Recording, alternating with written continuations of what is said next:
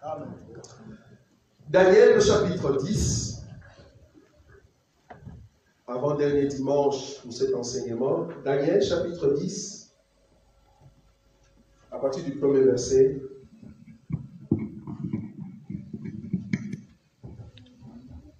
Daniel, chapitre 10, premier verset. La troisième année de Cyrus, au roi de Perse, une parole fut révélée à Daniel, qu'on nommait Belchassar. Cette parole qui est véritable annonce une grande calamité. Il fut attentif à cette parole et il eut l'intelligence de la vision. En ce temps-là, moi Daniel, je fus 3 semaines dans le deuil. Je ne mangeai aucun mets délicat. Il n'entra ni viande, ni vin dans ma bouche. Et je ne moignis point jusqu'à ce que les 3e semaine fussent accomplies. Le 24e jour du premier mois, j'étais au bord du grand fleuve qui est Hiddekel. Je levai les yeux, je regardai et voici. Il y avait un homme vêtu de lin et ayant sur les reins une ceinture d'or du faste. Son corps était comme de chrysolite. Son visage brillait comme l'éclair. Ses yeux étaient comme des flammes de feu. Ses bras et ses pieds ressemblaient à de l'airain poli. Et le son de sa voix était comme le bruit d'une multitude. Moi, Daniel, je vis seul la vision. Et les hommes qui étaient avec moi ne les virent point. Mais ils furent saisis d'une grande frayeur et ils prirent la fuite pour se cacher. Merci. Que Dieu bénisse sa parole. Amen.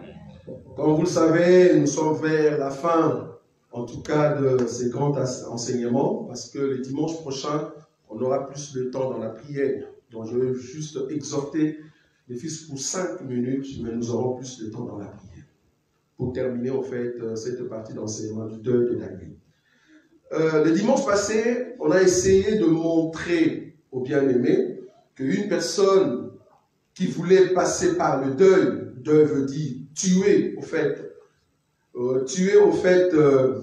son corps, prendre son corps et faire de son corps au fait un instrument que le Seigneur peut utiliser. Je vous ai dit que pour avoir cette dimension-là, il faut que ton corps soit assujetti à la parole de Dieu. Et c'est comme ça que tu vas descendre jusqu'à ce que ton corps va accepter ce que tu vas imposer. Et il faut que tu sortes de là. Parce que c'est vraiment dans tous les domaines. Ça peut être dans le domaine du mariage, ça peut être dans le domaine spirituel, ça peut être dans le domaine soit de la relation que tu as avec des amis. Alors, les dimanches passés, on a essayé maintenant de montrer que cet homme qui est passé dans ces deuils, pour maintenir en fait le niveau très élevé, c'est-à-dire la grâce, l'onction, la puissance, le mariage, la grandeur, quels sont les éléments que tu dois mettre? Quels sont les éléments que tu dois respecter pour maintenir ces niveaux-là? C'est là-bas que nous avons essayé d'expliquer cette force que je parlais de la fois passée, et aujourd'hui je vais terminer la partie qui était restée. Je vous ai dit la première force, c'est la force du silence. Donc un homme qui veut aller trop loin doit contrôler son langage, doit contrôler sa bouche. Trop parler, c'est au fait divulguer tout ce que tu avais dans ton cœur, et c'est comme ça que l'ennemi, au fait, prendra position pour t'attaquer. Nous avons cité aussi la force du réseau, hein. Donc il y a aussi la force du réseau, c'est-à-dire il faut chercher l'entourage dans lequel tu dois évoluer. Ce n'est pas tout entourage qu'il faut commencer à être là-dedans. Ça va? Donc on a cité cette force, et il suffit seulement d'aller sur YouTube, vous pouvez voir ces forces. Aujourd'hui, je vais continuer encore avec une force qui se trouve en toi, mais peut-être tu ne l'as jamais utilisée. Mais une personne qui veut rester dans la grandeur, que ce soit dans les affaires, que ce soit dans le mariage, que ce soit spirituellement. Alors que tu es ministre de Dieu, alors que tu es pasteur, alors que tu as la grâce de Dieu, tout homme qui veut exceller doit d'abord croire en lui-même. Si tu ne crois pas en toi-même, comment tu vas exceller? Matthieu chapitre 22. Remarquez, ici cette écriture nous aide parce que c'est Dieu qui nous a conseillé lui-même.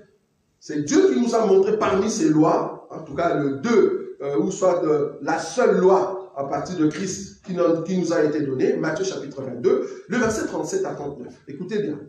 Matthieu chapitre 22, oui, à partir du verset 37 jusqu'à 39. Il est dit ceci. Oui.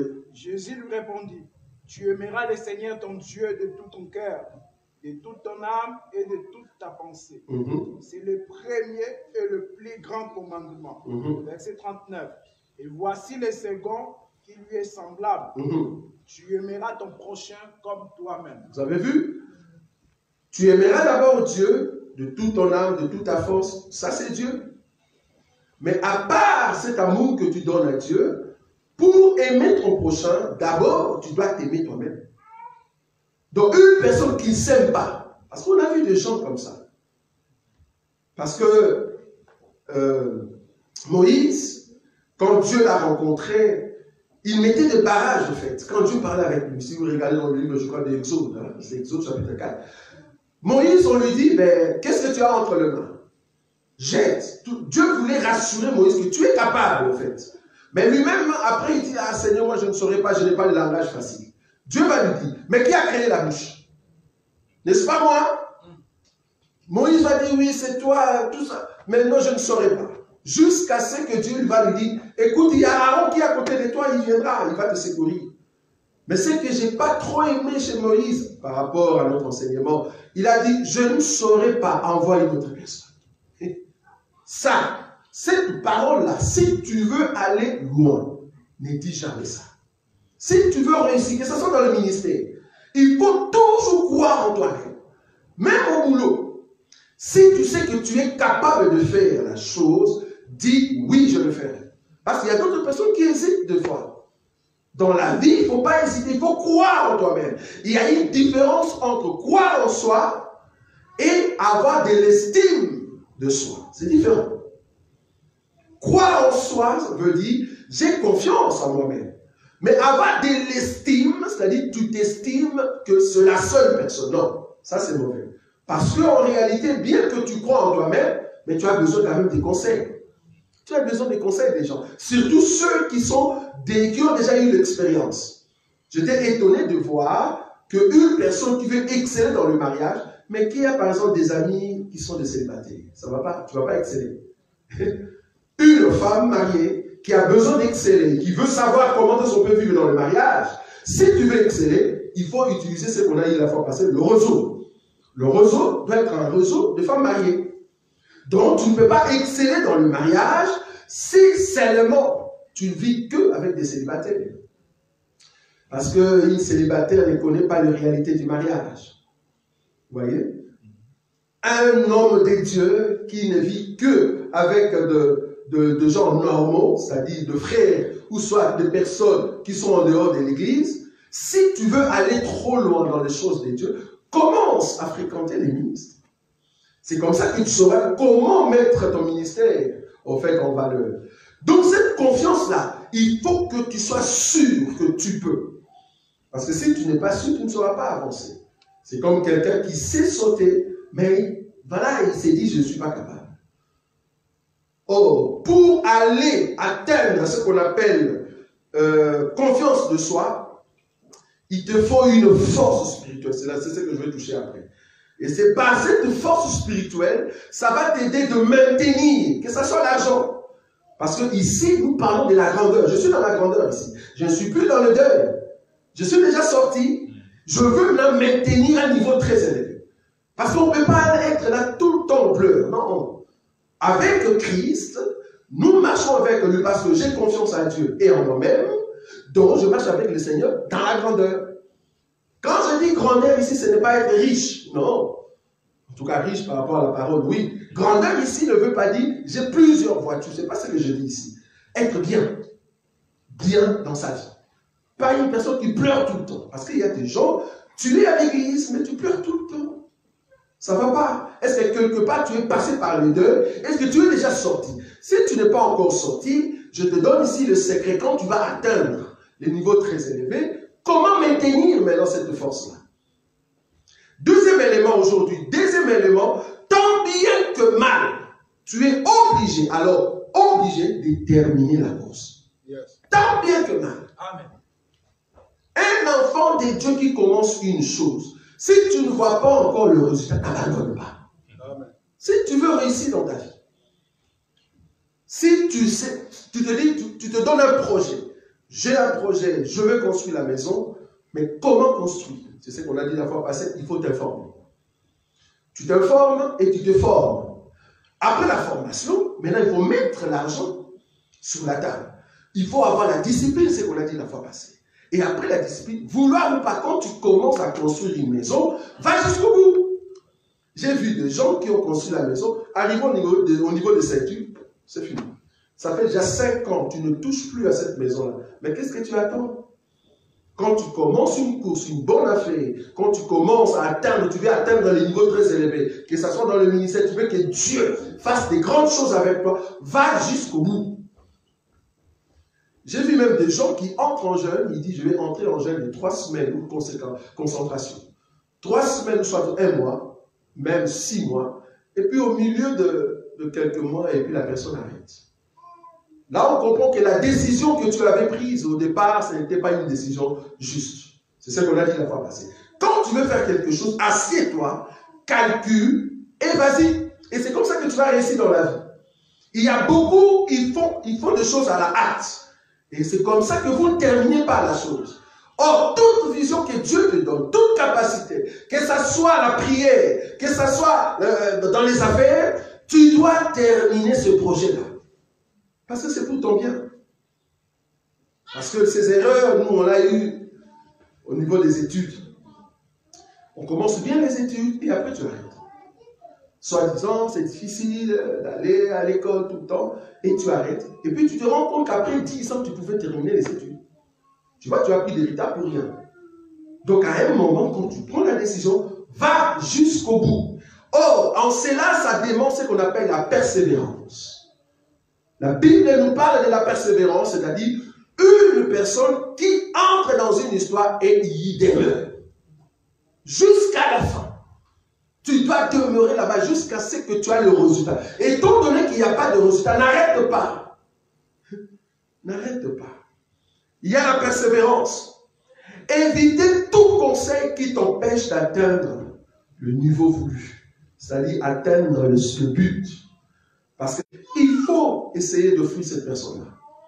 Si tu veux aller loin, évite toute personne qui te tire en arrière. C'est ce qu'on a dit la fois passée. Donc, à tout prix, il faut aller de l'avant. N'écoutez pas les conseils si tu sais que c'était une bonne décision. J'ai bien souligné. Si c'était une bonne décision, va jusqu'au bout. Et le Seigneur va t'accompagner. Et puis, 2 Timothée, on va lire 2 Timothée. 2 Timothée, chapitre 1er, le verset 7. Remarquez ici, 2 Timothée, chapitre 1er, le verset 7. 2 Timothée, chapitre 1, à partir du verset 7.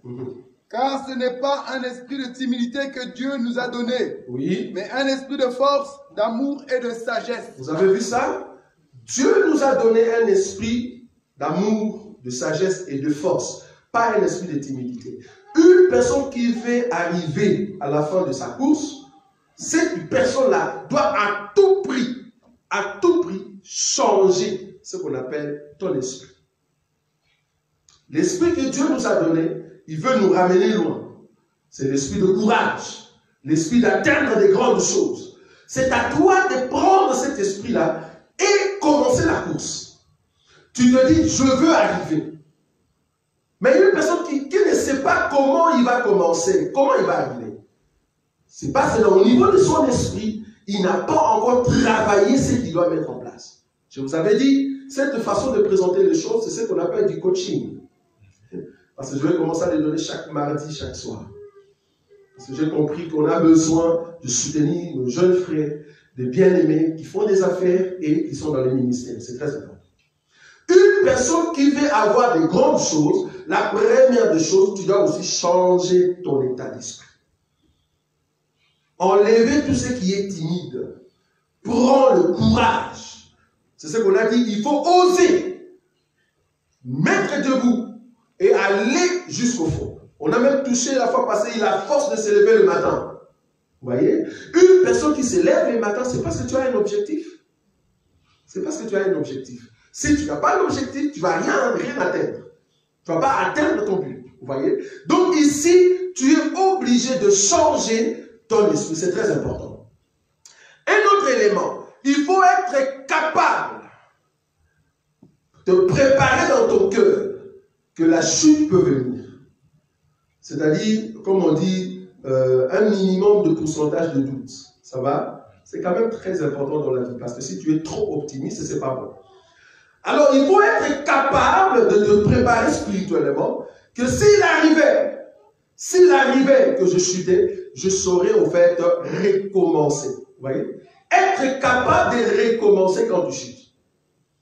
Il y a beaucoup de bien-aimés, ils ont fait des affaires. Tu as commencé une affaire et tu es tombé, mais à un moment tu dis je lâche.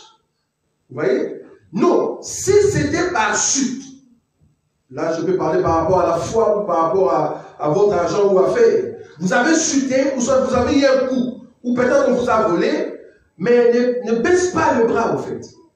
Il faut être capable de te lever et de continuer. Un homme de Dieu qui commence une œuvre, un homme de Dieu qui entre dans le ministère, il peut y arriver qu'à un moment, l'église est par terre. Mais toi-même, parce que tu as la confiance en soi, il faut te dire, je peux quitter ici et recommencer, ça va réussir. Ça, c'est la confiance en toi-même. Tu dois avoir cette capacité-là. Il ne faut pas dire, ah, voilà, la force n'est plus là, les gens sont partis. Je veux rester chez moi. Non. Là, c'est déclaré, comme on dit, forfait. Non. Un homme qui veut marcher dans la grandeur ne peut pas marcher dans des forfaits. Non. Il faut marcher dans la seconde. Ça n'a pas marché aujourd'hui, demain ça marchera. Ce sont des prédications que les autres prêchent. Amen. Je trouve qu'il est mieux aussi de commencer à toucher ça. Amen.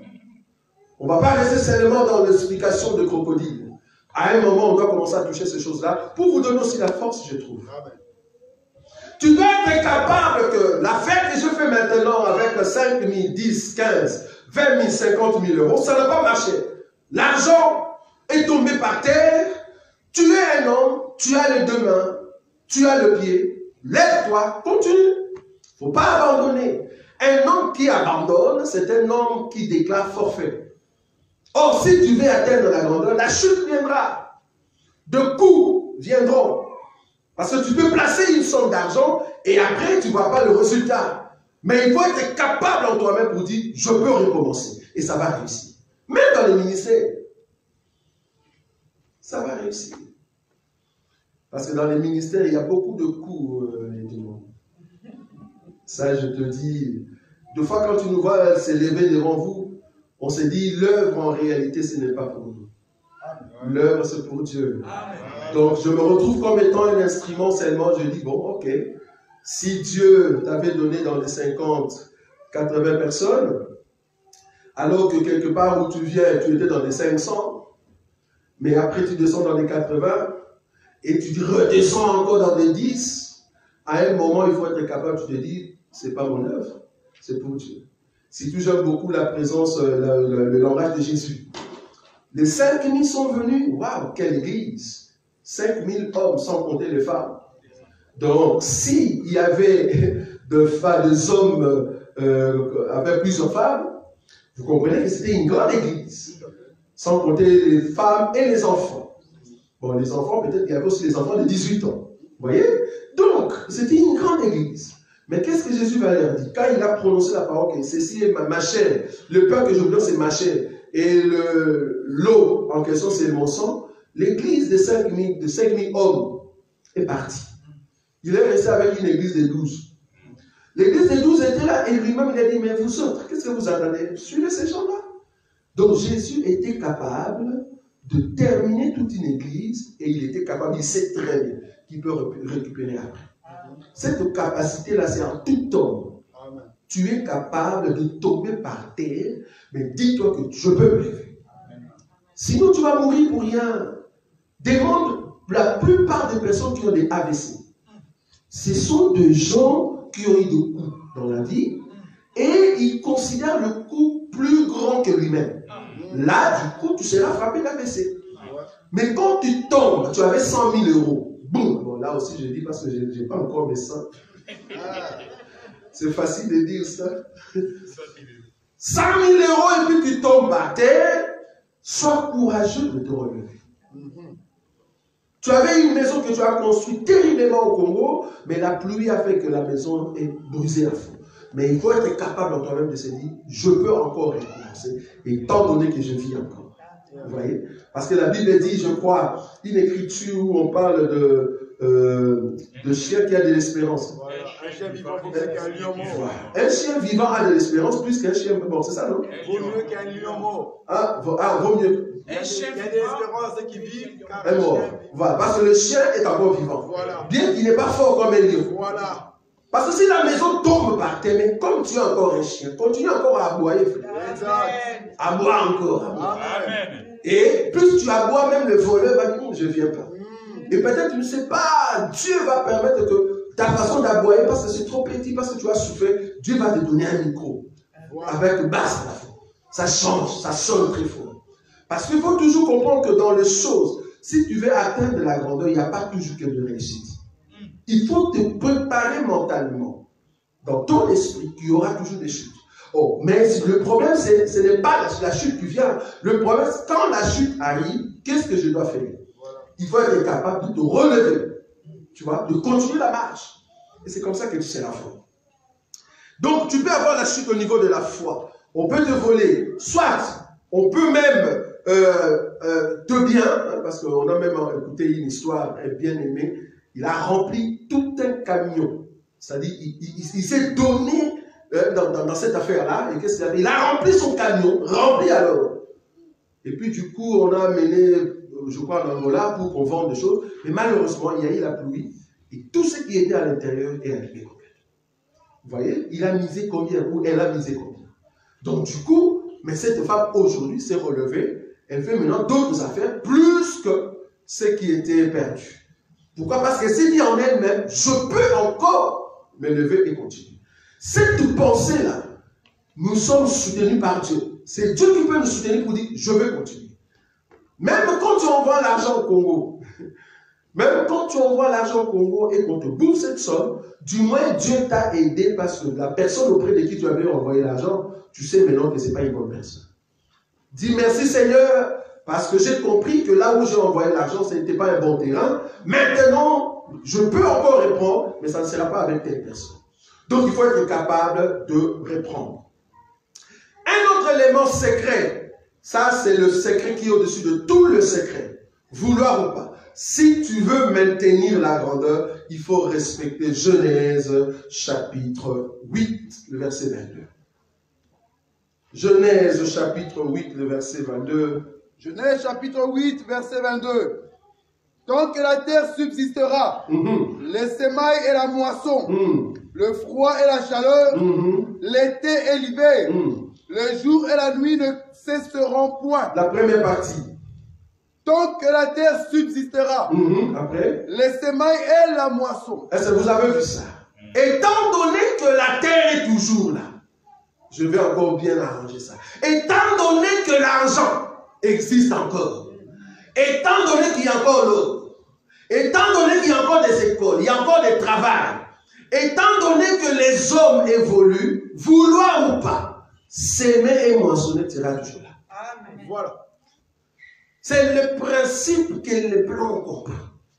S'aimer. Celui qui sème, c'est la personne qui moissonne. Tu ne peux pas moissonner si tu n'as pas sémé. Tu veux avoir l'onction? Vas-y, commence à s'aimer la prière, tu verras. On viendra comme ça, on te salue, je tombe. Parce que tu as sémé la prière terriblement. Si tu sèmes quelque chose, tu vas moissonner de bonnes choses. Si tu sèmes la méchanceté, tu verras. Et tout le monde verra cela. Si tu veux s'aimer de l'argent, vouloir ou pas, tu dois moissonner de l'argent. Parce que c'est le principe de Dieu. Ça ne loupe pas ça. Si tu sèmes quelque chose, tu dois moissonner. Si tu veux gagner de l'argent, si tous les affaires, tu as besoin d'argent, mais tu dois être une personne qui fait des affaires et c'est comme ça que tu vas récolter. Tu veux que Dieu te protège. Tu veux vraiment demeurer dans la protection de Dieu, mais cherche Dieu. Cherche Dieu dans la prière. Cherche Dieu dans l'enseignement. Ce que tu sèmes là, Dieu doit amener la moisson. Toujours. Donc c'est quelque chose qui ne rate pas. Tu ne peux pas exceller financièrement si tu ne sèmes pas l'argent. Si tu ne sèmes pas. Parce que dans ton cœur, peut-être il y aura l'esprit de la cupidité. Tu te dis, ben, je vais s'aimer où?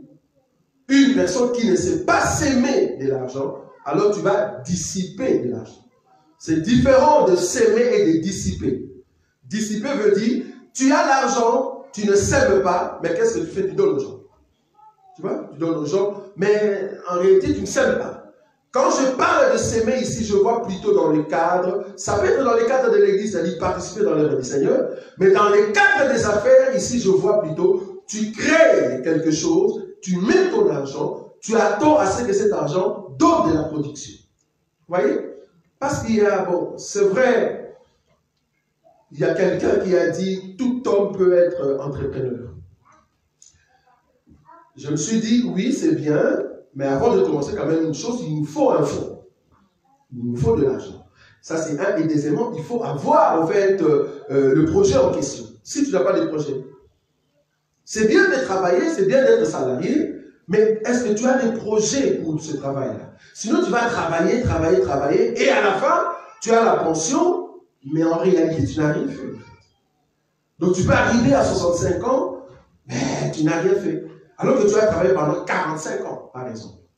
Mais si tu as des projets, rien qu'à partir du travail, tu sais après les temps de repos, qu'est-ce que tu peux faire avec une somme d'argent. Mais tout ça, tu dois s'aimer. Et quand tu sèmes dans les affaires, tu dois récolter. Mais il y a beaucoup qui ne savent pas s'aimer, mais ils ont besoin de la moisson. C'est ce qu'on a dit. Ça, c'est la paresse. Un paresseux qui a deux mains, mais qui ne veut pas labourer, mais à la moisson, la Bible dit, il veut au fait être récolté. Ça n'a pas de sens. Pour récolter, pour avoir la moisson, il faut d'abord s'aimer. Après avoir s'aimé, alors tu auras les résultats. Nous voulons avoir le résultat dans cette église. Nous voulons que l'église soit une église forte, une église d'onction. On doit s'aimer la prière, frère. Tu veux vraiment respecter la parole de Dieu, mais il faut écouter la parole de Dieu. Tu veux aller loin avec Dieu, mais sème les temps, crée des temps pour écouter la parole de Dieu. En tout cas, chaque mercredi, nous avons commencé le temps de prière intense, terrible. Vous qui aimez la prière, on a un temps de prière de 2 heures. En tout cas, ce n'est pas beaucoup, mais 2 heures, ça va. Parce que je me rappelle, quand on était à Anderlecht, on avait un temps de prière chaque samedi. C'était 5 heures avec Jésus, c'est ça? 5 heures avec Jésus. Je me rappelle cette époque-là, waouh! Quelle grâce! Bon, ici, peut-être on n'aura pas, parce que la salle nous dérange quand même. Mais on a quand même 2 heures. Chaque mercredi de 18 heures avec prière intense. Si tu aimes la prière, participe avec nous. Tu veux que Dieu fasse quelque chose dans ta vie, dans la vie de tes enfants, viens.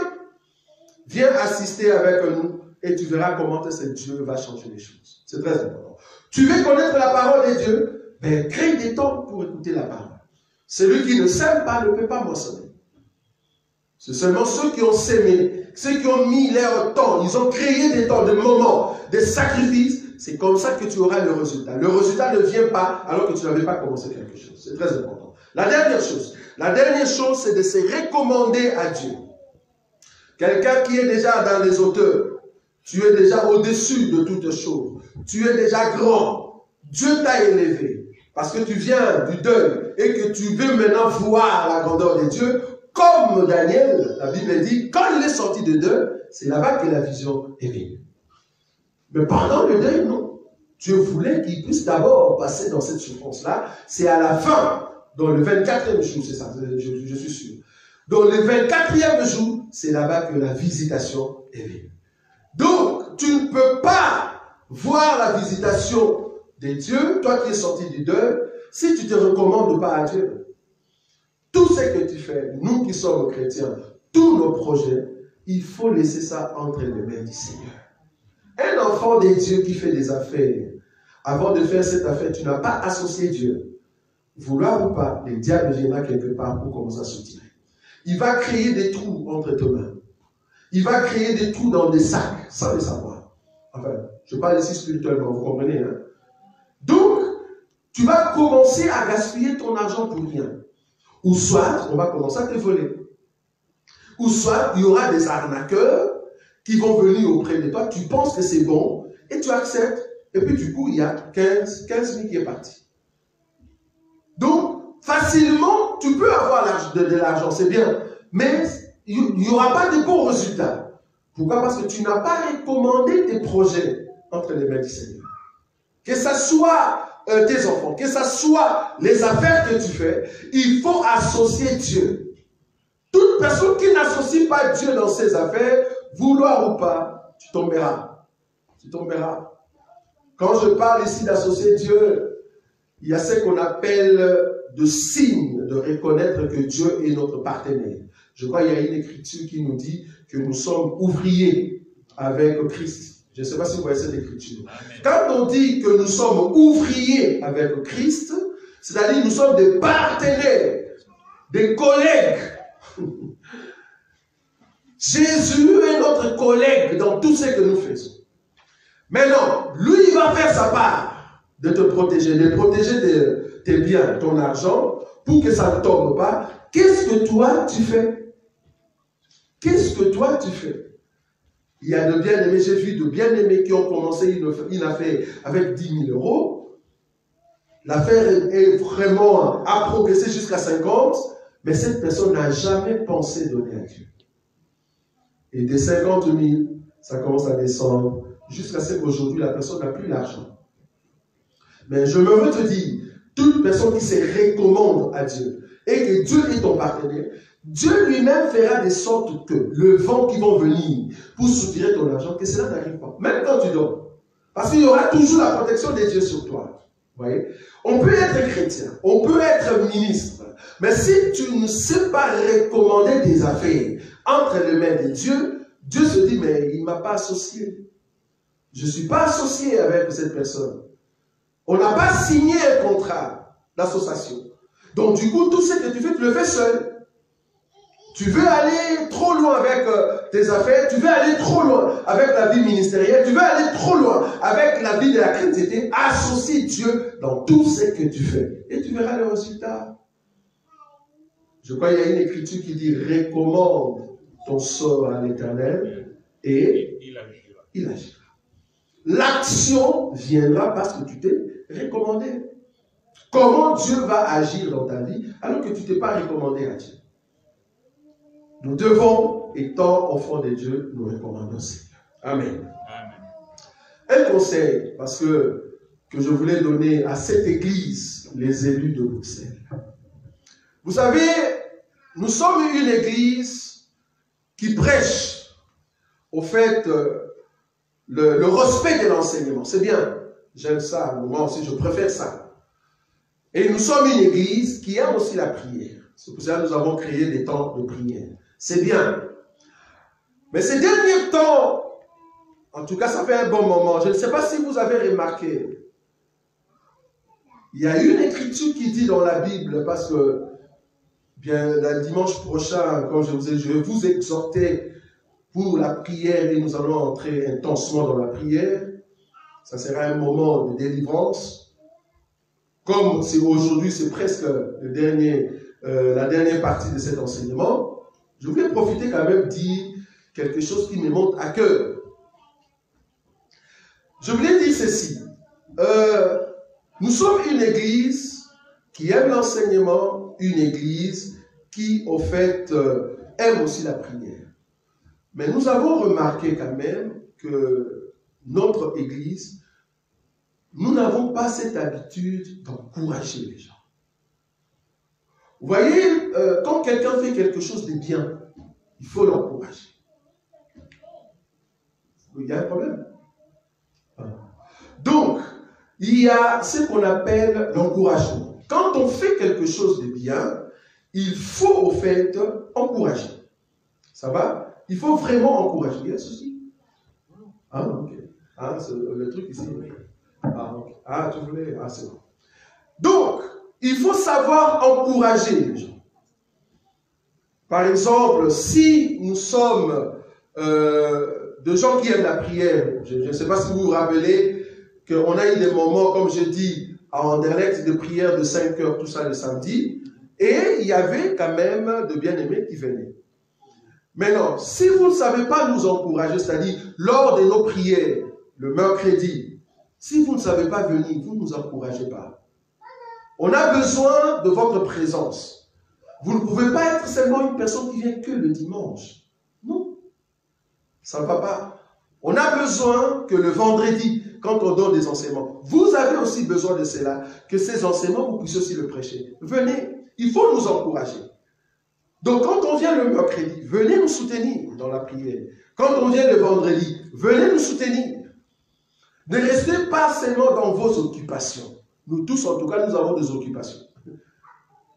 Par exemple, moi, en tout cas, personnellement, à part peut-être ici à l'église, je travaille normalement. À part le travail, je suis encore étudiant. Mais je fais de mon mieux d'être là. Donc si vous nous encouragez, vous allez nous donner la force de continuer. Mais quand vous ne venez pas, on se dit, est-ce qu'ils aiment les choses de Dieu, oui ou non? Vous voyez? Ça, c'est vraiment ce que je voulais demander à l'église. Quand nous avons des réunions ou des séances de prière, soutenez-nous. Venez, prions ensemble. Nous ne pouvons pas être une église forte s'il y a seulement 5 personnes qui prient. Ce n'est pas possible ça. Nous tous, nous devons être des gens, on se voit et on prie ensemble. Et c'est comme ça que, même si on a des problèmes dans nos cœurs, avec la prière, l'ambiance de la prière, tu vas commencer à dégager de l'onction. Au lieu de rester toute la semaine, tu n'as pas le temps de venir, tu viens que le dimanche, tu ne seras pas un chrétien trop fort. À moins que tu puisses avoir vraiment des moments de prière intense toi-même à la maison. Gloire à Dieu. Mais si tu n'as pas de temps de prière à la maison, si tu veux être un chrétien très puissant, un chrétien qui influence les autres, il faut venir pendant nos réunions. Et Dieu ne manquera pas de vous bénir. Amen. Nous allons prier. Tendre Père, nous te disons un grand merci. Un grand merci parce que ta grâce ne cesse de nous conseiller. Tu es le bon conseiller, Seigneur, à chaque instant quand nous venons ici. Nous venons pour écouter tes conseils, Jésus. Tout le temps que tu voulais nous enseigner sur le deuil de Daniel, tu voulais nous montrer comment l'homme peut tuer son corps et ramener son corps dans la grandeur avec toi. Merci pour ces enseignements que tu nous as donnés. Permets que le dimanche prochain, alors que nous serons ici, nous voulons encore élever nos voix devant toi pour la seule gloire de ton nom. Que cet enseignement soit imprégné dans nos cœurs pour que seul toi tu sois élevé. En ton nom, Jésus-Christ, que nous avons ainsi prié. Amen.